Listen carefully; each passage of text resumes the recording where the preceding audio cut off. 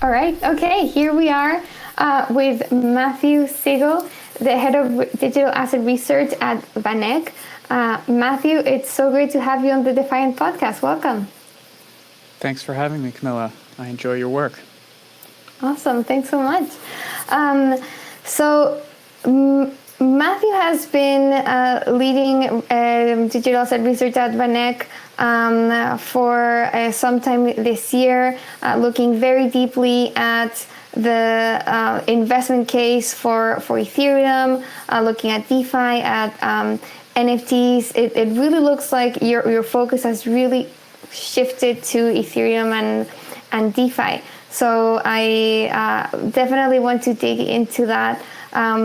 But to start, I want to begin with your past experience and what led you to focus on digital assets in the first place. I know that you worked with Cathie Wood at AllianceBernstein at some point, and have come from just analyzing traditional assets as well. So yeah, if you can kind of get us up to speed on your previous experience and how you got here.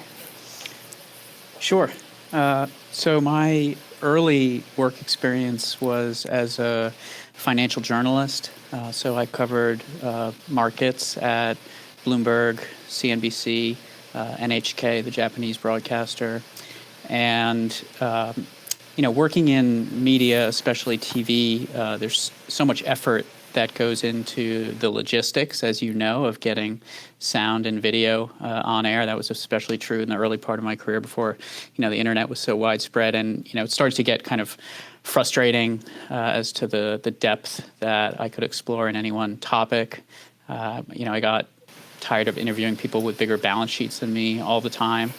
So had this itch to, try managing money, and did what a lot of reporters do is, make relationships and network, and started studying for the CFA, found myself, at AllianceBernstein for interviews and in front of Cathie Wood. And she just, picked me out of obscurity because, Cathie's the kind of person who looks for non-traditional background and then, kind of trains her people. So I spent 4 years there.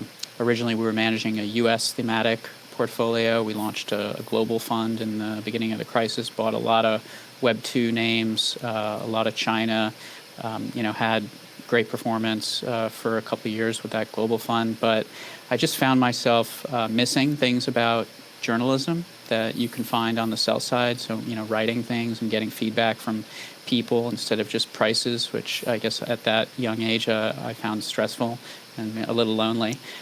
So I went and moved to the sell side, spent 10 years at a Hong Kong-based broker called CLSA in a variety of sales and research roles, eventually settling into writing a weekly market newsletter, kind of macro-thematic in nature, that tried to combine some top-down themes with like bottoms-up security selection. And this is how I kind of pivoted into crypto, because in 2017, I wrote a piece called Google is Evil, that, by now it's very consensus. It kind of went through all of the natural monopoly characteristics of these Web 2.0 giants and some of the destructive impacts that they were having on my old industry, the journalism industry. And the conclusion of that piece was Google is evil by Google, but I also timestamped my first Bitcoin buy in that piece because I started thinking about what are the technologies and the market-based solutions that will eventually disrupt these platforms, because the high return on capital would invite competition eventually. And to me, Bitcoin seemed to be the kind of embodiment of the killer app that would leverage that decentralized technology to eventually threaten these profit pools. And, that was kind of early days, but I kept crypto and Bitcoin on my radar and, owned Bitcoin by then. So I was monitoring it. And then in 2020 when COVID hit and the world kind of turned upside down, and watched the even further erosion of credibility by mainstream media. At least as far as I was concerned, there was just a wider and wider gap between what people were believing and what people actually believing and what they were reading in the media. And that's, for me, one of the primary narrative arcs of crypto is that for some it's a play on disillusionment. And that's not all it is, but it's part of what it is on any side of the political spectrum, and that seemed, together with the Fed's monetary policy, it just seemed to be and the upcoming Bitcoin halving, seemed to be a perfect backdrop for crypto, and started pounding the table and buying more, writing more, meeting more people, and landed here at VanEck shortly thereafter. Very cool. And interesting kind of Bloomberg connection there. Can you explain more about VanEck itself? Like, what is it? What does it do? And is kind of its main focus on digital assets? Sure. VanEck is a New York City-based asset manager. We manage around $80 billion US. The majority of that is in strategies, so ETFs, but we also have a handful of actively managed products with good performance, long track records. The firm is privately held, and it got its start in the 1950s, but really took off in the 70s as the first international fund and one of the first gold funds. So the founder had a thesis about the U.S. going off the gold standard and what that would do to gold prices and gold miners. That really made the firm and caused the kind of initial asset gathering success. And when Bitcoin came around, the CEO, Jan VanEck, really latched on to Bitcoin as a potential store of value, the fundamental case, but also I think he's someone who grasps the pitfalls of innovators' dilemmas, and that, if we didn't embrace this new technology, then, our existing profit pool, heavily centered in gold and gold mining ETFs, not exclusively, but, certainly well situated there, could be a risk for us, and it would make sense to, really explore some of these decentralized innovations, starting with Bitcoin. But we, realized thereafter that, there would be opportunities and disruption across payments, lending, banking, Web 3.0, and that, maybe the entirety of our business would be at risk if, this bankless thesis takes off in full flight. So we have a range of strategies in digital assets. Perhaps we're best known for our Bitcoin ETF application, which has been, pending in front of the SEC for years. But we've not stood only on that potential, but have also launched Bitcoin and Ethereum ETFs in Europe, where the regulation is a bit more friendly.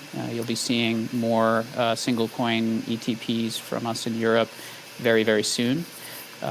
We have recently launched what we call a new finance lending hedge fund, where we're going to lend dollars and stable coins to some of the larger centralized intermediaries in crypto. We can lend overnight unsecured at quite attractive interest rates and low volatility. So we see that as kind of a building block, lowest risk, lowest return type of product that you could offer in crypto. We own an index provider, MVIS, which was the first index provider regulated by the EU to create digital asset indices. So they have about 10 digital asset indices with 3 billion in assets tied to those. And so you'll be seeing more indices from us on that side. And then, in the future, and then we have also seeded a new venture capital, Cadenza. So they're in the process of raising a new fund. We'll be the largest investor in that fund, and we are co-investing in some seed rounds with them as well. So, taking a pretty hands-on approach to some of these seed firms, and I think that really speaks to the scope of the disruption that we see, that we're going to spend time on some of these startups and try to hit some 100-baggers. So, as an example, we participated in the FTX recent capital raises and have a handful of kind of early to mid-stage startups that we're trying to focus outside the U.S. Because we can feel with great experience the challenges from the U.S. regulator, not just the ETF, but this kind of entire ecosystem is just behind in the U.S. So we're focused in Latin America, in Asia, where the exchanges are growing with fewer headwinds. Well, such an interesting array of products. Would you say that, right now, what's the share of crypto focus versus traditional assets and gold focus on VanEck? Of the 80 billion in assets, I guess if you add up all of our crypto assets, maybe it's 400 million. So, it's but a tiny fraction. But we're planting the seeds for a lot more growth, and the team is call it 5 people or so. So I wouldn't say that we're.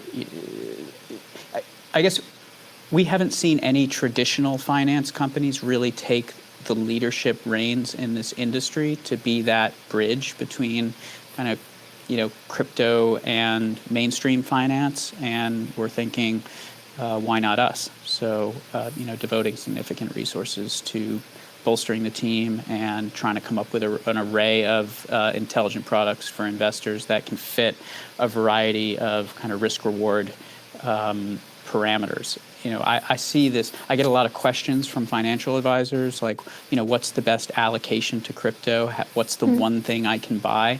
And it's such a difficult question to answer because I see this technology as so decentralized and therefore very participatory.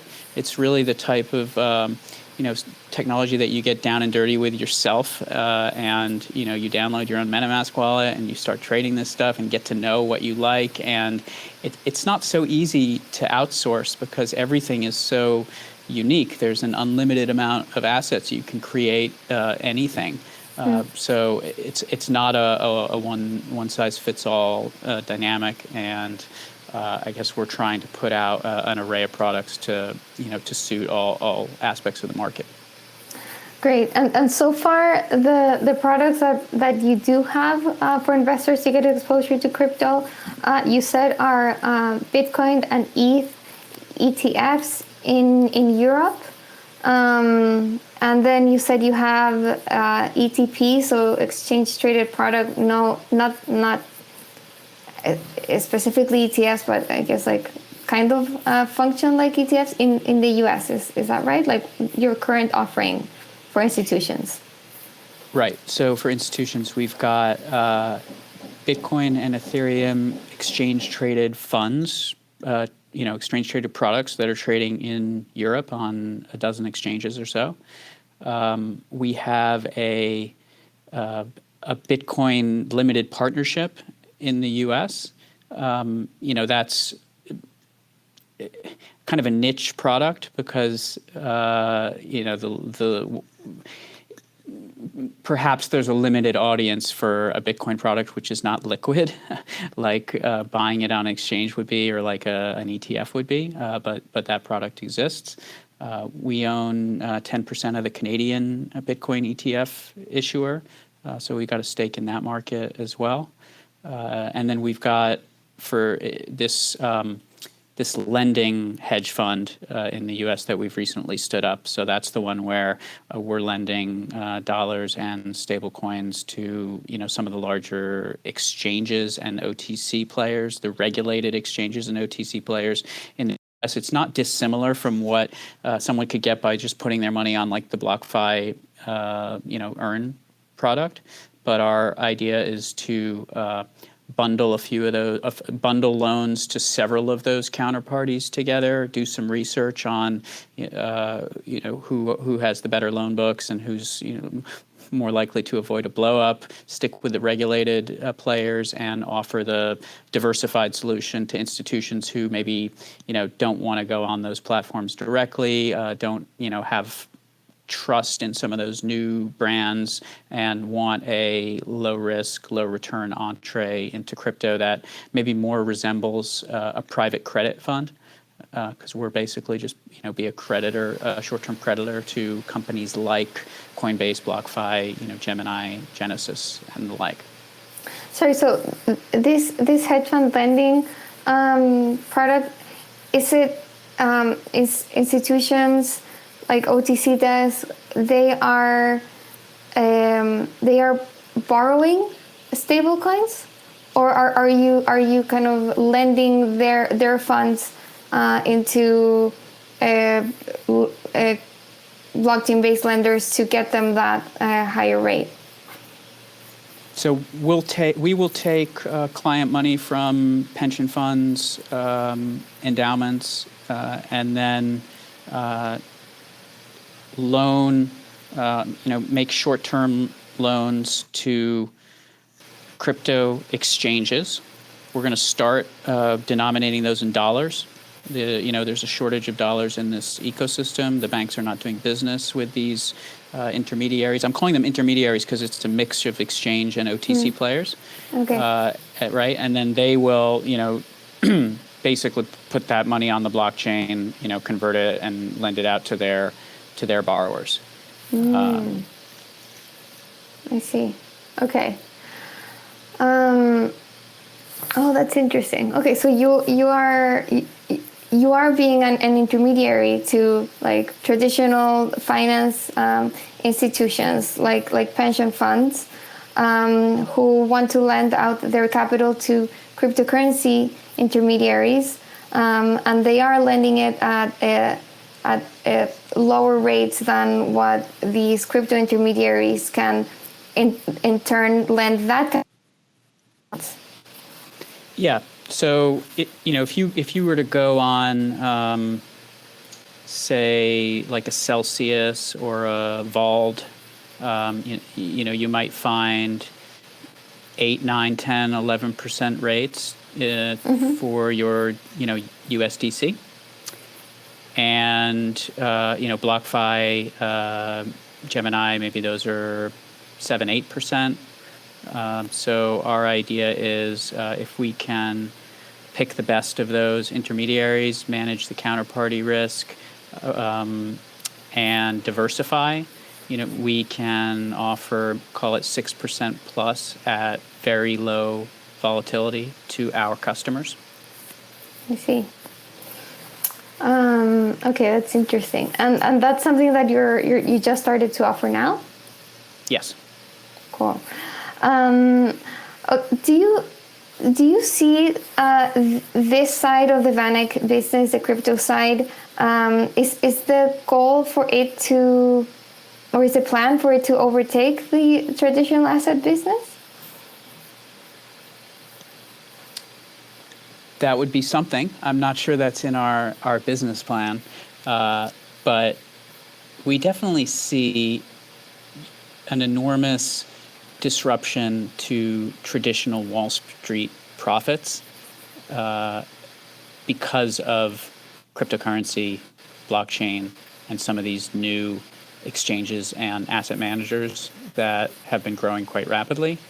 And part of this is, hedging our inevitable risk if that scenario comes true, and trying to grow a business line that, would grow alongside of it. So, there are a lot of things that we can't predict. We're definitely bullish that crypto is going to grow faster than traditional finance, and we want to have as many, pies in the oven to benefit from that. And what do you think about DeFi disrupting kind of your very business model? Like, have you considered how that can play out when there are protocols that enable just like a more seamless creation of funds, more kind of decentralized, democratized way of maybe like now anyone can be an asset manager and create their own fund on like a balancer pool or a set protocol. Do you see VanEck or your competitors ever adopting kind of not just like offering digital assets and crypto to clients, but adopting this technology as kind of your own rails and maybe kind of starting like becoming a protocol at some point, or like just like allowing anyone to create funds or just like directly invest in your funds? Yeah, that is something that we are actively working on. We have to consider the possibility that every asset, security or not, will be tokenized and trading on the blockchain. And, that's one of the reasons why we invested in FTX. That's one of the reasons I own Solana is, FTX could be just the Trojan horse for this super fast layer one that would theoretically, turn NASDAQ into a zero, because you could tokenize any asset, security or not, and trade it on a decentralized exchange, powered by Solana, as an example. So, we've thought about, should we do a token of tokens? What would a VanEck token look like? Is crypto even the type of ecosystem that can support a brand when, everything is open source? We saw a couple weeks ago, like SEC is investigating Uniswap. Well, is it the protocol? Is it the lab? Like, there's a lot of, I think, a lot of uncertainties still about how brands will kind of adapt to that open source world. And then there's a lot of uncertainty around how to deal with the regulatory challenges of calling something a security or not calling it a security. But the prospect that we have to start running nodes and think about designing tokens or letting our clients design their own tokens with our guidance as an index provider, these are all definitely on the table, because we're very cognizant of the existential risk to our business if this ecosystem takes off as I think that it is and it will. Super interesting. Shifting gears a little bit, I saw you just recently returned from El Salvador. I would love to get kind of your take on what your findings were there on the ground. Sure. I just came back from 4 nights in El Salvador. So I spent 2 nights in the capital, San Salvador, meeting some government officials, and I waited online at banks and talked to tellers. I walked the marketplaces, and I talked to dozens of people, and I just felt that because of the political polarization and because of how the Biden administration and the IMF have reacted to El Salvador's Bitcoin gambit, that maybe the whole story wasn't being told in the mass media, and I just had to see it for myself. So 2 nights in San Salvador, and then I went to El Zonte, which is where Bitcoin Beach was first, was set up, to talk to some of the organizers there and figure out if these people are being coerced or if they're actually going to take up the technology. And I came back quite bullish. I found people who are pretty well attuned to the trade-offs between risk and reward, pretty open to admit that they don't know that much right now, but are open to adopting adopting Bitcoin more widely as time progresses. And even those who objected seem to do so more from the perspective of nostalgia or anchoring, but not with a real philosophical objection to skipping a technology, which is kind of how I see it, is that when you've got an emerging market with an income level that is 10% of the OECD average, I mean, this is an extremely poor country. Sometimes the best thing to do is just like skip the middle technology and go straight to the future and see if you can make a go of it. And we've seen emerging markets, do attempt that throughout history, and it's a slightly like higher risk, higher reward gambit, but we'll see how it plays out. But I thought it was a very encouraging trip, and I found a lot of future Bitcoin buyers, so it was very bullish. And like, are people already using it? Like, can you already buy stuff with Bitcoin on just like the supermarket or like a restaurant? Are things like already set up, like with the lightning payments and the wallets and all that stuff? Yeah. So most of the multinationals, McDonald's, Starbucks, were early adopters. And I used Bitcoin at several kind of multinational stores like that. Some of the smaller, more local vendors did have considerable trouble downloading the government wallet. The Chivo wallet was overloaded immediately, and a small percentage of people actually were able to download it and receive their $30 worth of Bitcoin. So the kind of local adoption will take a bit longer. I did speak to several people, locals, who were using Bitcoin. I met the manager of a boutique in a hotel in El Zonte who had just gotten several of her first Bitcoin customers, and then she turned around and spent the Bitcoin at Zara in El Salvador. Nice. So she was recycling some Bitcoin. But really, most of these El Salvadorians are so poor that whatever money they earn that day or that week, they spend.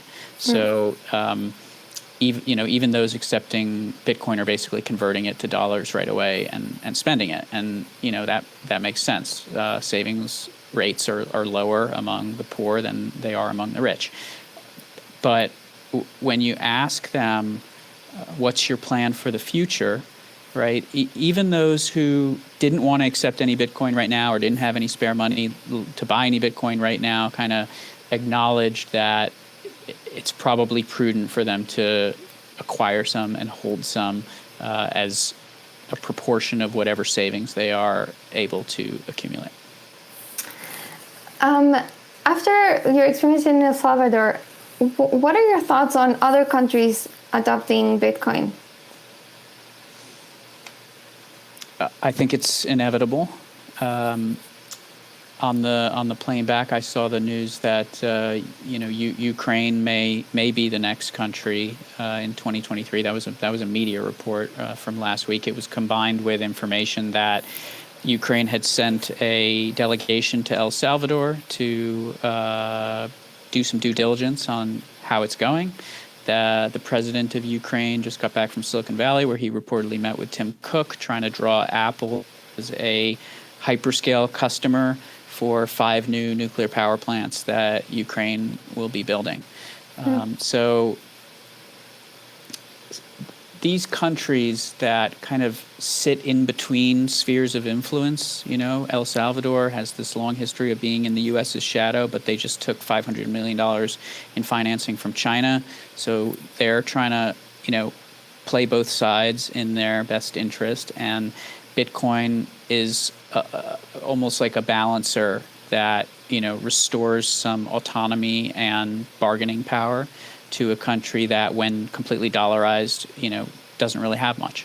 Ukraine is kind of in a similar situation. They're caught between like Russian aggression on one side, NATO uncertainty on the other. Like, how do they bolster their place on the world stage and, give a little bit of autonomy and bargaining power in global negotiations? And I think Bitcoin helps countries do that. And it's easy for the U.S. and other like developed nations to shake our head at that and think that it's going to be destabilizing, but that really misses, I think, the need for sovereignty that every country feels. And when they struggle with how to express that or display that to their own citizenry, then Bitcoin becomes an appealing option, especially for countries that are rich in natural resources like sun and wind and geothermal, but who are just too poor to build out the infrastructure that it takes to turn that energy into electricity. Whether it's Belarus or Tunisia or Ukraine, I think we'll see another sovereign in the next 12 months go legal tender. Oh, so interesting. So Bitcoin becomes some sort of like neutral world currency. Do you think Bitcoin is the right cryptocurrency to adopt, considering scaling issues, volatility? Yeah, I think as legal tender, the proof of work geothermal model, right? Like every Bitcoin, we know that a certain amount of, thermodynamic energy was used to create each Bitcoin, and that can be verified. We know that that's a lot of work goes into that. It can't be gamed. There's a limited number. I think it is the best choice for now for cryptocurrencies. Now, we can talk about city coins as well. Miami just raised $4 million and has a whole bunch of like innovative use cases that they see for their city coin. But in a world in which El Salvador owes basically $1 billion to the IMF, needs to renegotiate that.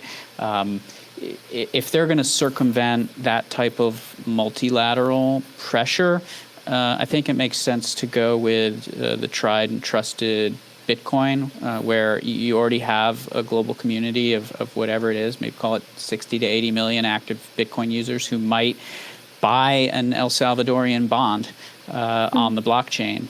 And that would, that's because of their faith in Bitcoin, right? But if El Salvador created some brand new sovereign currency or went back to the colone or, what they used pre-dollar, there'd be a whole long period of time when the market would want to see whether that money was sound and how the new central banker was acting, and all those Fed watching things that no one wants to do anymore because the Fed's always wrong and the dot plot is never accurate, and we'd rather just know that there's 21 million of these things, and to produce one you got to put in this much thermodynamic energy, and here's a country that's going to respect that code-based rule and not throw a banana republic central governor at us. So Bitcoin's the right one. Super interesting. I wanted to also talk about your thoughts on Ethereum. You mentioned in a report you have a 2 trillion bull case for Ethereum. I'd love to hear you expand on that. Yeah, price targets for Ethereum.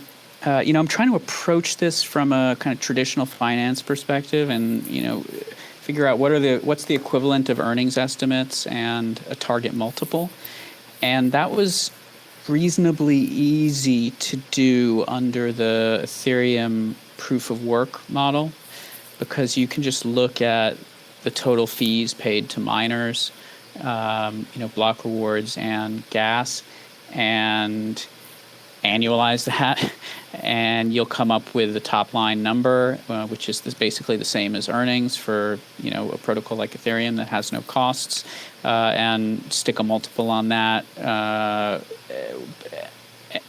And you will find that Ethereum and most DeFi protocols are trading basically cheaper than Web 2.0 and with better growth. And the number that I got to for this year, 2021, was $18 billion top line for Ethereum. Now, getting to that $2 trillion price target is more of a supply side exercise. So I looked at the total pool of banking and payments top line and assumed that open source blockchain protocols would capture 5% of that value over time, and that of that 5%, Ethereum would capture, call it 2/3. So I was working off the Pareto principle that one player captures the lion's share of the economics, which is what we've seen in Web 2.0. But to be honest, I don't know if that's the case in blockchain. I don't think anyone knows. It might be a fair fight, or it might be network effects on steroids, and one player does take 60, 70, 80%. So to get to that $2 trillion number, it was blockchain goes from 50 basis points of banking profit pool to 5%. Ethereum kind of holds share at 65, 70%, and that's how you get to 2 trillion.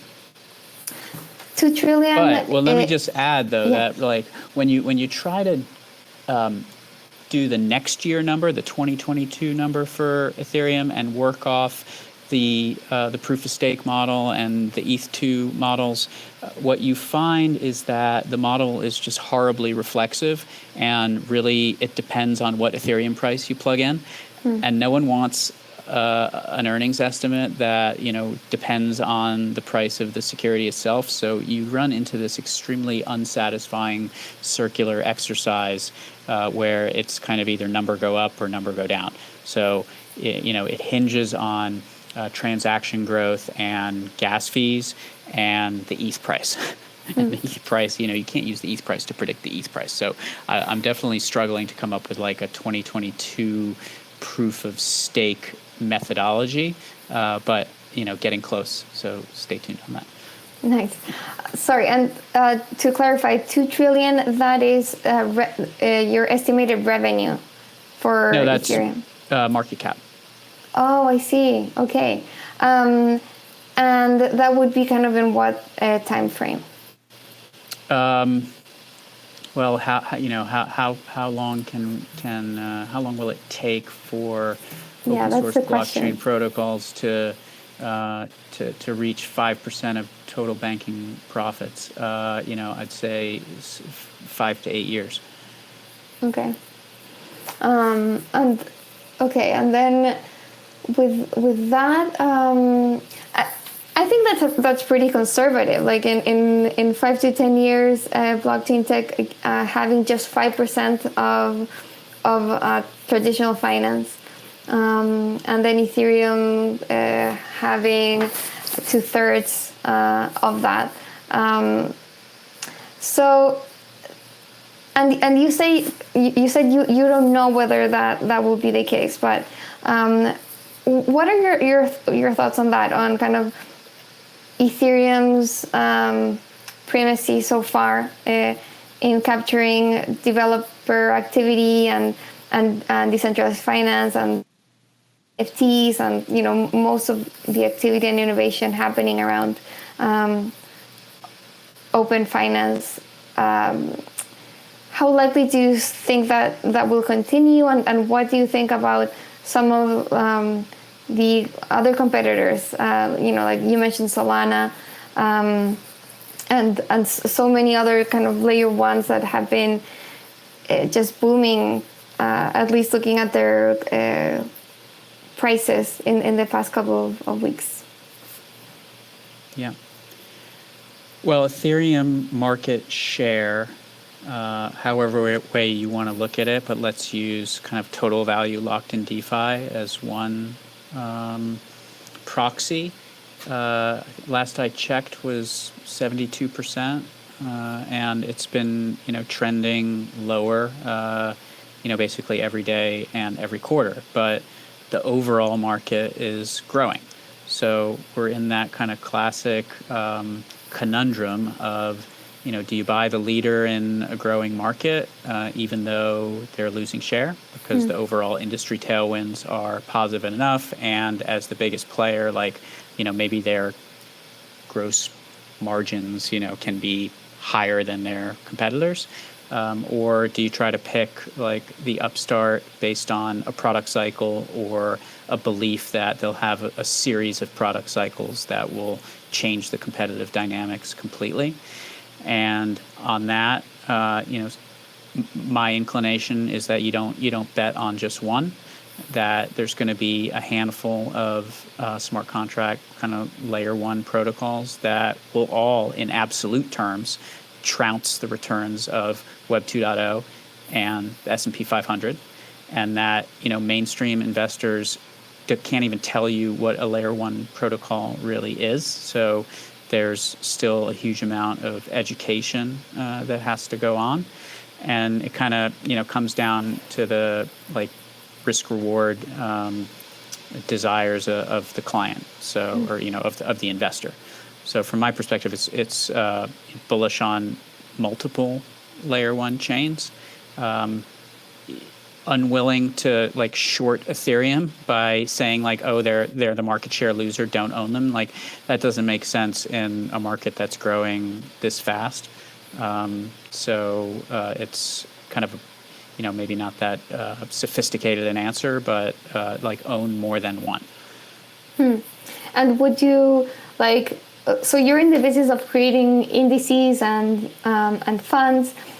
Would you would your ideal fund be, if you want exposure to kind of DeFi and growing Web3, would it be a market weight layer one fund, basically?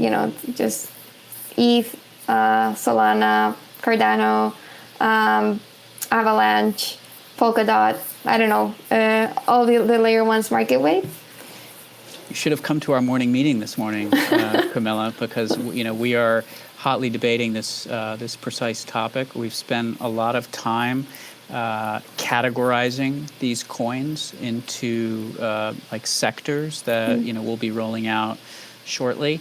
Those sectors include smart contract protocol, infrastructure applications, payments, metaverse, stable coins, and we are in the process of creating leaders indices that seek to institute a rules-based approach to identifying, call it the 4 to 6 top chains in each of those categories, and creating kind of Lego block indices that investors can play with to express their views on those sectors.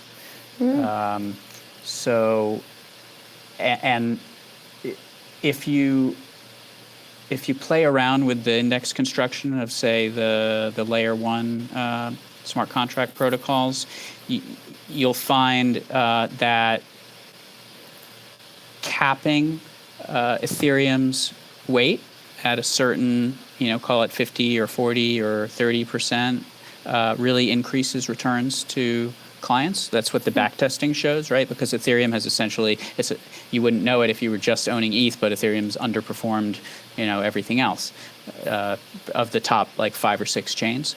So, we're still thinking around the exact construction methodology, but capping Ethereum weight does seem to increase returns and points to maybe a more equal playing field among these layer one protocols than the Web2 analogy that I used. So I know I'm kind of going back and forth, and I have this 2 trillion price target for Ethereum. But if it is indeed a fairer fight, and the last kind of 6 months, and especially the last month or so, and seeing the TVL on Solana just explode, and thinking about what Polkadot has in store for this fall, maybe a more equal weighted layer one index capping Ethereum's weights might be the best way to think about getting like broad exposure to this sector of crypto. Oh, so interesting. And you said you're planning on rolling out indices for all of Web3. Well, we're going to divide crypto. We have divided crypto, essentially the top like 200 coins, into 8 sectors. Mm-hmm. Store of value, that's Bitcoin, stable coins, exchanges. We're calling it metaverse, which is tokens that are used to reward users for content, games, gambling, social media. So Brave, Axie Infinity, Flow, and the like. DeFi is another sector, payments, and then infrastructure apps. So it's 8 sectors. Not all of them are appropriate for indices. So some categories like payments have a lot of meme coins in them, like Dogecoin, and Dogecoin would be the largest weighting of a payments category if you were to do it based on market cap, and it's unclear if investors really have appetite for an index with that type of coin as its largest constituent. But for 4 or 5 of these categories certainly deserve their own indices and deserve a rules-based approach for identifying who the leaders are. That includes market cap and trading volume, of course, but also maybe incorporates some of the ecosystem traction, like Twitter followers or GitHub commits, or there's a lot of data that we can play around with to try to create rules for leaders. Very cool. And then from there, the idea would be to create funds for those indices, right? Yes. And that's kind of the big question mark, is how to do that for U.S. investors. Yeah, it seems that the regulators are leaving us with no choice but to follow kind of the OTC trust model that Grayscale is using for GBTC. In Europe, it's a much more friendly regulatory environment, so we will be able to launch exchange-traded products, both single coin and potentially these kind of sector indices as well.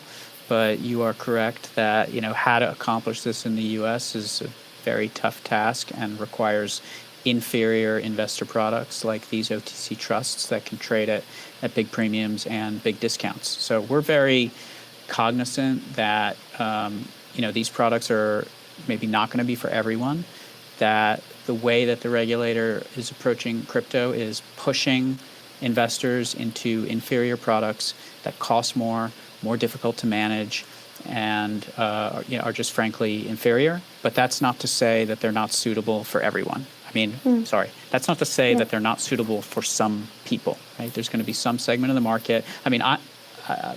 Probably VanEck doesn't want to hear this, but I own GPTC in my Roth IRA, for the tax savings, and I don't have another way of getting Bitcoin exposure. And I think, if Bitcoin does what I think it's going to do, then I'm going to make a lot of money in just not paying taxes on those gains.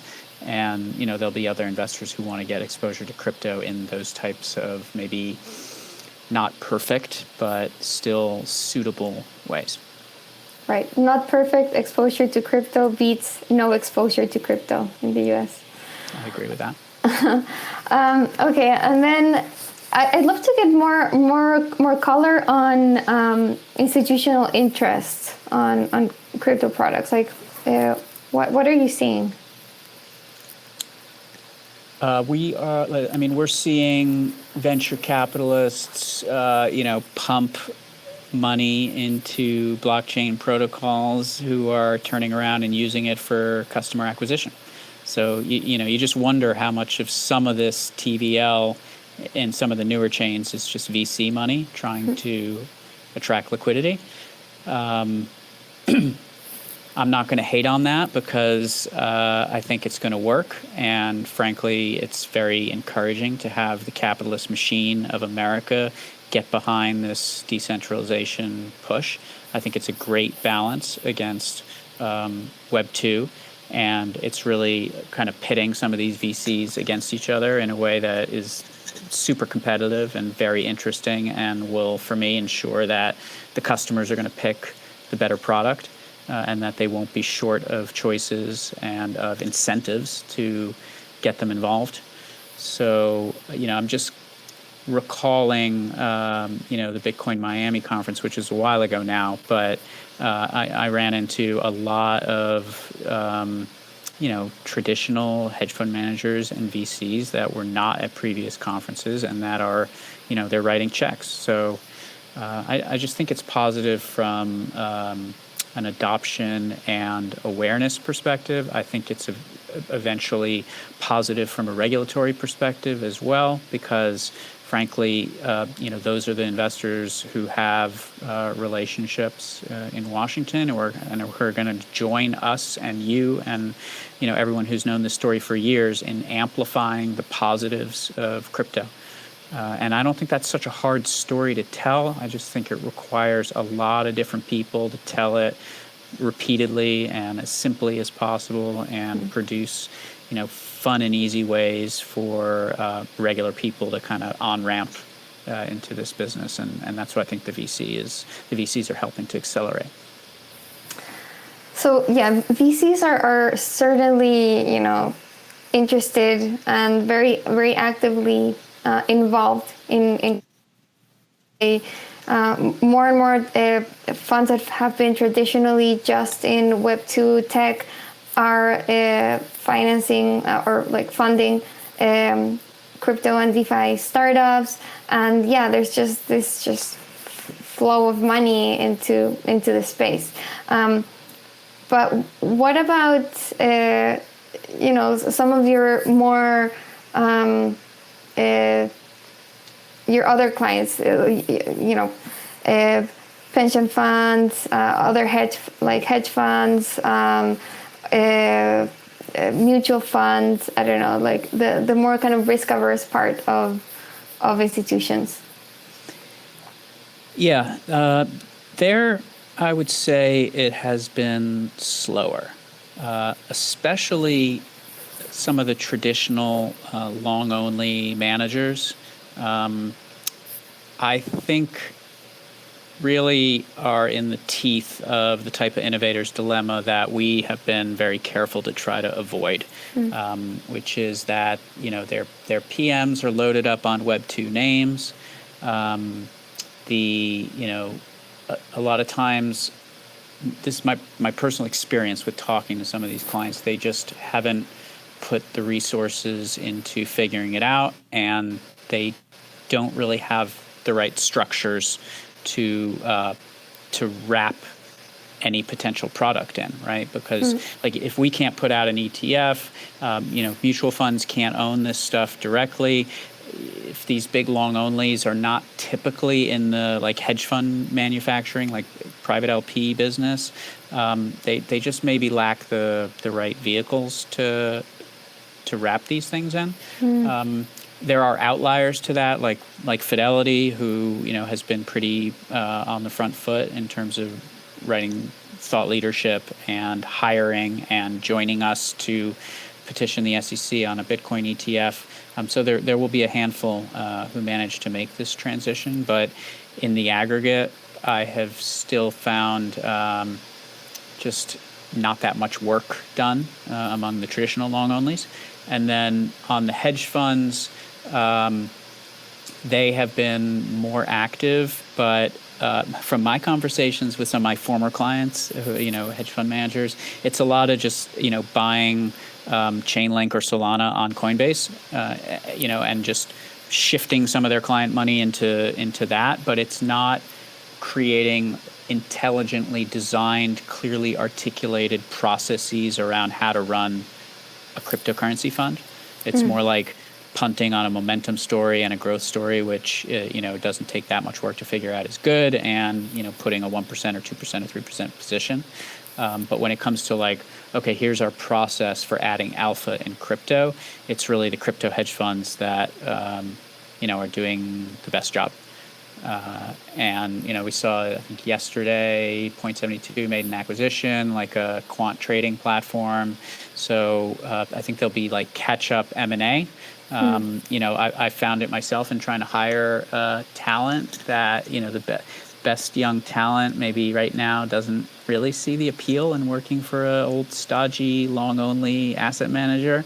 And, we'll have to be creative. The industry will have to be creative to kind of marry those cultures. And, maybe creative just means writing a big check and acquiring them. So I think we'll see more M&A. Because to answer your question more shortly, like traditional asset managers are behind. So, I mean, the flip side is there's still tons of room for them to grow, and therefore, the impact on crypto should be felt if that kind of continues to grow in that direction, that they continue gaining exposure, and that if there are vehicles for them to invest, then that should continue to make an impact on the market.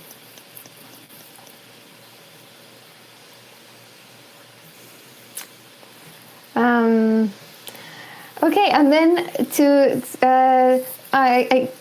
we're running out of time, but just to wrap up, I wanted to end with just a longer term view on DeFi and Web3. I read on one of your research reports that you said smart contracts have the ability to disrupt not only big tech. So if you can just talk more about that and where you see Web3 going, blockchain technology going in the long term. Sure. Just looking at the take rates of the Web2 companies, whether you measure it on Google and Apple taking 30% of the App Store and Google Play on Android. If you use an extreme example like Shutterstock, if you were to sell 100 photos on Shutterstock, they would take 80% of your top line. PayPal and Amazon and eBay all taking kind of high single digits, low single digits. So I guess we're looking at it just, very simply, like cheaper beats more expensive, open beats closed. So blockchain technologies, Ethereum with, as I measure it, it's like a 50 basis points take rate versus Apple and Google at 30%. It's a 90% savings. Some of this is theoretical, like we have to get the execution right, new capacity has to come online, all that. But theoretically, there should just be like a lot of cannibalization of existing profits from these lower cost open alternatives. And the challenge is on, of course, the regulatory side, but just like user interface and behavioral changes. But as we've seen, like post-COVID with, this mimetic economy on steroids, and, capitalism's always been like a fake it till you make it phenomenon, right? Like the difference between Elizabeth Holmes and Elon Musk, it's always a very fine line. And that's how I kind of see crypto is like, well, of course on the Elon side, not on the Elizabeth Holmes side, but provide a great, cheap, open product that anyone can tweak to their heart's content. Create a great marketing message, right, which is decentralization and taking power back from institutions which have been discredited and intermediaries who are earning, rent-seeking rates of return, get social momentum around changing that, and then roll out products that are hopefully like easier to use than, Uniswap version 1.0, and like they are getting easier. And then it's just a matter of time before you get a spark that like accelerates adoption and gets us to 1 billion users without breaking Solana, hopefully. And so I don't know exactly what's going to be like the trigger or the exact timing of that, but feel pretty high conviction that it's going to happen. And it's a matter of like nature and entropy, and all this entropy has been built up from the like discrediting of our institutions and the lack of faith in central bankers and politicians, and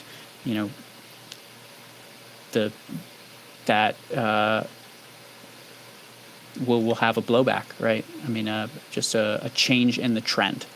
And if you can catch the change in the trend, then you can usually make a lot of money off it. Nice. Okay, I think that's a good place to end the podcast. Really interesting conversation, Matthew. Thank you so much for joining me. And yeah, thanks everyone for listening.